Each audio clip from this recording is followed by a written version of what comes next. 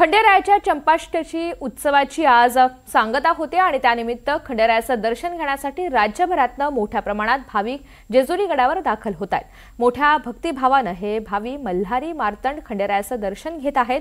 श्री क्षेत्र जेजुरी गडावर भाविकांनी दर्शनासाठी मोठी गर्दी केली आहे।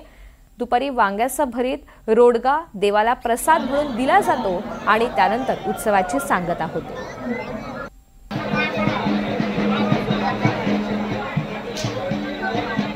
आज आपण बघतोय लाखो लोक जेजुरी गडावर चंपाषष्ठी निमित्त श्री खंडेरायाचे दर्शन घेत आहेत। चंपाषष्ठी म्हणजे ज्या दिवशी श्री खंडेरायाने आपल्या शंकराने श्री खंडेरायाचा अवतार धारण केलेला दिवस, अतिशय पवित्र दिवस असा मानला जातो।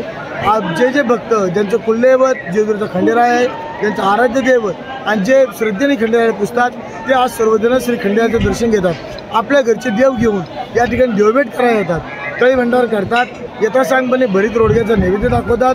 त्याचप्रमाणे कांद्याची पात असेल, दहीभात असेल याचाही नैवेद्य श्री खंडेरायाला आज अर्पण केला जातो। आजच्या दिवशी श्री खंडेरायाचं नामस्मरण घेणं म्हणजे खंडेरायाचा आशीर्वाद प्राप्त करणं असं मानलं जातं।